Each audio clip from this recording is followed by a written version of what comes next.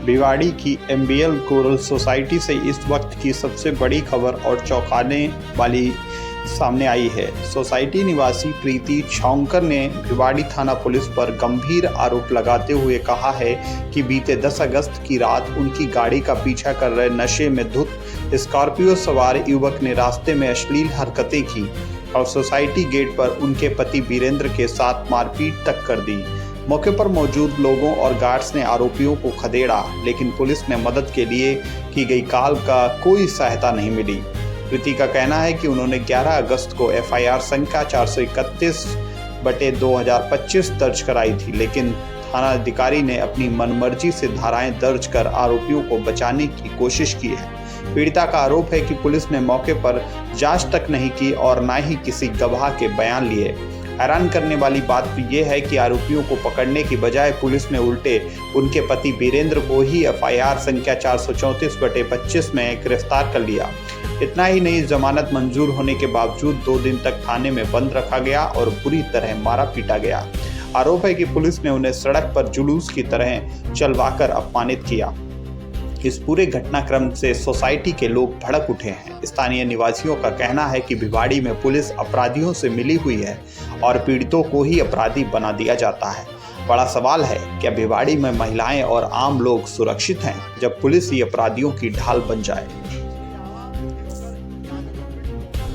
हमें एसपी साहब पे पूरा विश्वास है कि वो कार्रवाई करेंगे, जिस तरह से कार्रवाई करें। लेकिन जब 11 तारीख की एफआईआर दर्ज नहीं हुई, आज तक कुछ नहीं हुआ। हम लोग इसलिए आए हैं, नेता हैं सब दुम दबा के अपने बिल में घुस गए, किसी ने मदद नहीं की, इसलिए आवाम दुखी होकर यहाँ के जो पीड़ित लोग हैं वो आए हैं।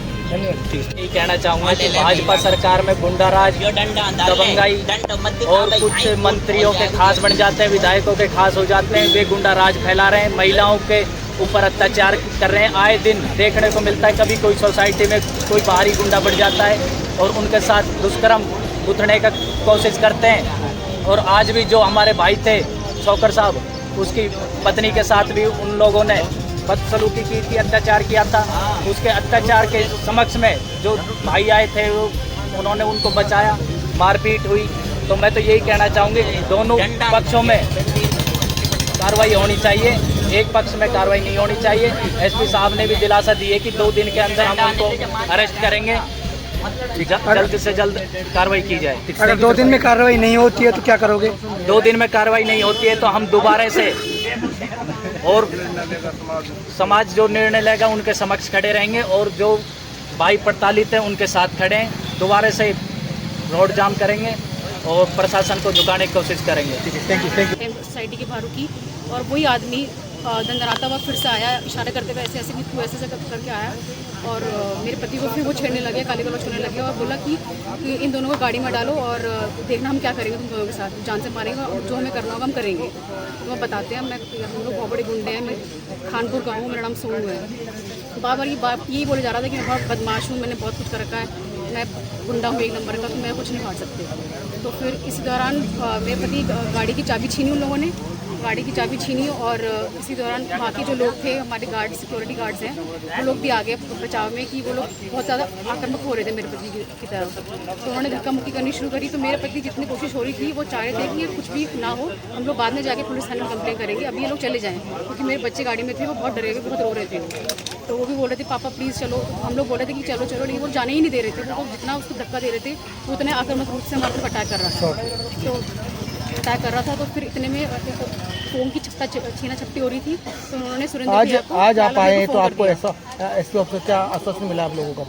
उन्होंने बोला है कि आप टेंशन मत लीजिए, आपकी तरफ से भी निष्पक्ष जांच होगी और जो जिनके लोग इसमें इन्वॉल्वमेंट है उनको अरेस्ट किया जाएगा 2 दिन के अंदर। आज तक भी जितनी भी आपराधिक घटनाएं हुई है, पब्लिकली जितनी भी घटनाएं हो जाती है, तो क्या कभी भी इस तरह की घटनाक्रमों में या कोई बदमाश हो तो इस तरह की धमकी देता है क्या? कभी मैं बहुत बड़ा बदमाश हो, पब्लिकली अगर पब्लिक में इतना बड़ा अगर धमकी देगा पब्लिक तो वही पकड़ेगी ना। उसका रिकॉर्ड भी अब पुलिस को निकालना चाहिए ना, जब वो इतना बोल रहा है कि मैं बदमाश हूँ, मैं ये हूँ, मैं वो हूँ। उसके खिलाफ लोग भी अब आगे आएंगे, क्योंकि जो लोग डर जाते हैं उन लोगों को आगे आना पड़ेगा। क्योंकि सुनने में आ रहा है कि वो चर्सी भी है, वो गांजे वांजे भी बेचता है, उसका रिकॉर्ड ऑलरेडी खानपुर में बहुत ख़राब है। तो ये तो पुलिस का काम है करना। जितना जो भी आरोप हैं उनके ऊपर, जो भी दूसरा पक्ष है, उनकी जानकारी आप वाले पक्ष को पहले से थी या बाद में लगी है हम तो जानकारी? जानते भी नहीं उनको कि वो कौन थे, ना हम उनको जानते हैं ना वो हमको जानते हैं। एसपी साहब ने क्या आपको आश्वासन दिया है? उन्होंने दिया है कि आप निश्चिंत होकर घर जाइए, हम दोनों पक्ष की बात सुनेंगे और आपको मेरी रिपोर्ट दर्ज होएगी अब 164 में, और उसके बाद इन लोगों को अरेस्ट किया जाएगा और निष्पक्ष जांच करके उन पर कार्रवाई होगी। आपका जो पति अभी अरेस्ट है उसको बेल मिली है क्या? अभी बेल नहीं मिली है, उनको बेल कैंसिल कर दी गई थी। तो क्या क्या बोला बेल के लिए? तो बेल उनको बेल मिल गई थी, फिर वो कैंसिल करवा दी थी। कौन से मेडिकल ग्राउंड्स पे ये भी पता नहीं चल पा रहा है, उन्होंने क्या झूठी ग्राउंड्स लगाए हैं, ये भी कुछ जो पता नहीं चल मैम क्या नाम है और किस बात को लेकर ज्ञापन दिया जा रहा है? जो हमारे साथ छेड़खानी हुई है, मेरे साथ मॉलेस्टेशन करने की कोशिश करी गई है, मेरे पति को जान से मारने की धमकी दी गई है जी, उसके खिलाफ द्वारा दी गई है? ये जो खानपुर के कुछ लड़के थे उनका नाम मैंने बताया है। एक तो सोनू खानपुरिया है, उससे जान से मारने की कोशिश करी और मुझे छेड़ने की कोशिश करी, जिससे मैंने मीडिया में मैंने अपना इंटरव्यू भी दिया है। और जो मैंने एप्लीकेशन दायर की थी फर्स्ट FIR, उस पर पुलिस ने कोई कार्रवाई नहीं करी है। और जो मैंने जो बताया था उन पर भी बहुत ही हल्की धाराएं लगाई हैं, जिसमें मैंने साफ मेंशन किया था कि छेड़छाड़ की गई है मेरे साथ और जान से मारने की धमकी दी गई है। तो उसी बात को लेकर ज्ञापन दिया जा रहा है?